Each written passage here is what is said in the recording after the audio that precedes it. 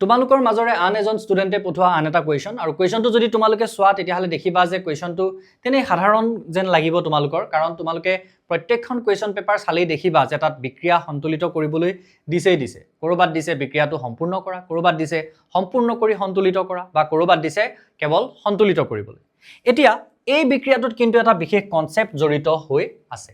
এতিয়া মই খুব সুন্দৰকৈ সেই কনসেপ্টটোৰ সৈতে তোমালোকক বুজাই দিম চাই থাকা ধুনীয়াকৈ চোৱা এতিয়া এই প্ৰথম কুৱেশ্যনটো যদি চোৱা তাত বিক্ৰিয়া কৰিবলৈ দিয়া হৈছে সোডিয়াম হাইড্ৰক্সাইডৰ লগত এলুমিনিয়াম অক্সাইডৰ এতিয়া আমি এনেকুৱা ধৰণৰ এটা কনসেপ্ট পাইছিলো য'ত আমি পঢ়িছিলো উভধৰ্মী অক্সাইড বুলি এটা বস্তু মনত পৰিছে নে তোমালোকৰ আমি পঢ়িছিলো যে ধাতুৰ অক্সাইড বিলাক ক্ষাৰকীয় হয় অধাতুৰ অক্সাইড বিলাক আম্লিক হয় কিন্তু এনেকুৱা ধৰণৰ কিছুমান অক্সাইডো থাকে যিবিলাক অক্সাইডে আম্লিক বিহেভিয়াৰো দেখাব পাৰে আৰু ক্ষাৰকীয় ব্যৱহাৰো হিহঁতি দেখুৱাব পাৰে যেতিয়া এনেকুৱা ধৰণৰ যিবিলাক অক্সাইড হে অক্সাইড বিলাকে এসিড এটাৰ লগত ৰিএকচন কৰে তেতিয়াহলে হি নিজে ক্ষাৰকৰ নিচিনাকৈ এক কৰিব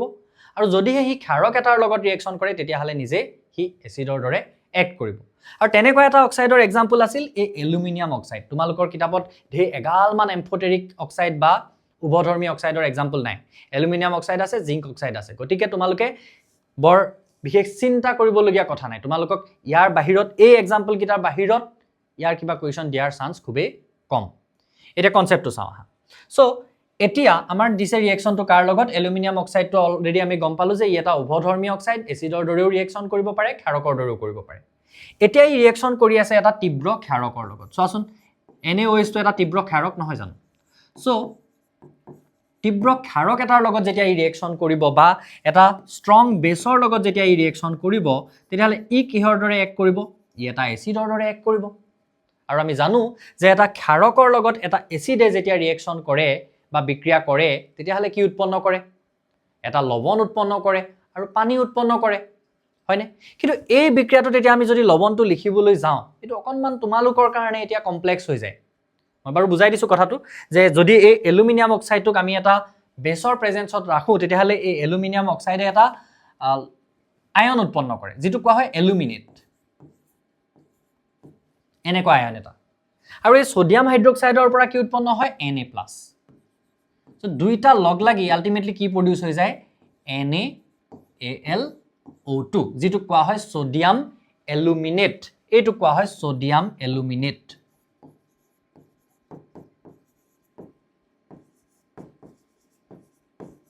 অকনমান এতিয়াৰ কাৰণে তোমালোকে মুখস্থ ৰাখি থোৱাই ভাল কাৰণ এনেকুৱা ধে এক্সাম্পল তোমালোকৰ নাই স্পেসিফিক এটো এক্সাম্পলে আছে অকমান সাইটলে হৈ যায় তোমালোকে এইবিলাক এতিয়া ইমান ব্যাখ্যা তোমালোকৰ নাই সিলেবাসতে নাই হ'ব সো তাৰ লগত আৰু কি উৎপন্ন হয় বুলি কলো মই পানী ওয়াটাৰ H2 এতিয়া কথাটো হল নেক্সট আমি কৰিব লাগিব কি ইয়াক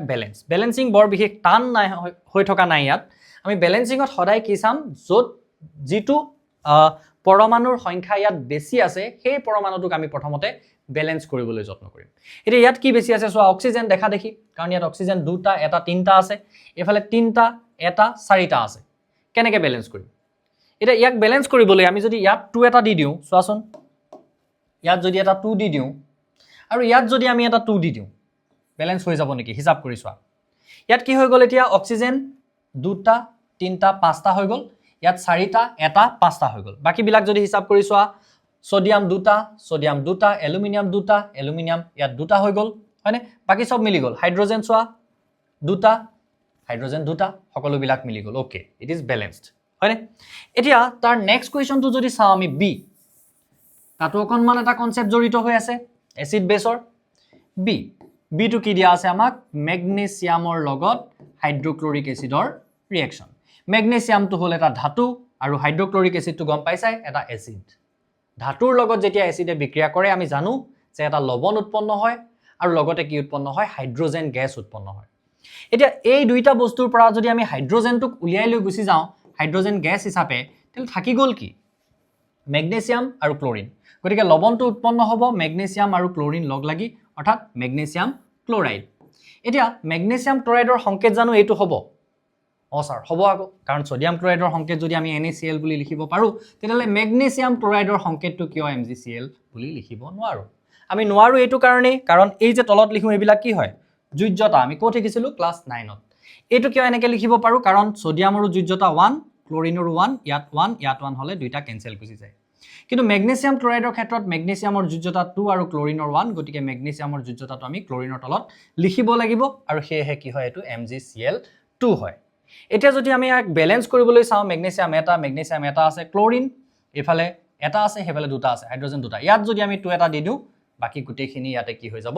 বেলেন্সড হৈ যাব আই হোপ তোমালোকে বুজি পাইছা আৰু যদি তোমালোকৰ কাৰোবাৰ এনেকুৱা ধৰণৰ কনসেপচুৱেল বস্তুত ডাউট আছে কেমিষ্ট্ৰি পাৰ্ট 2 তেতিয়াহলে মোক তোমালোকে 9577976969 ত হোৱাটসএপ কৰি দিবা মই বিবেচনা কৰি চাম তোমালোকৰ কোৱেশ্চনটো আৰু যদি সম্ভৱ হয় তেতিয়াহলে নেক্সট ক্লাছত হেতু ডিসকাস কৰি দিবলৈ যত্ন কৰিম ঠিক আছে থ্যাংক ইউ সো মাচ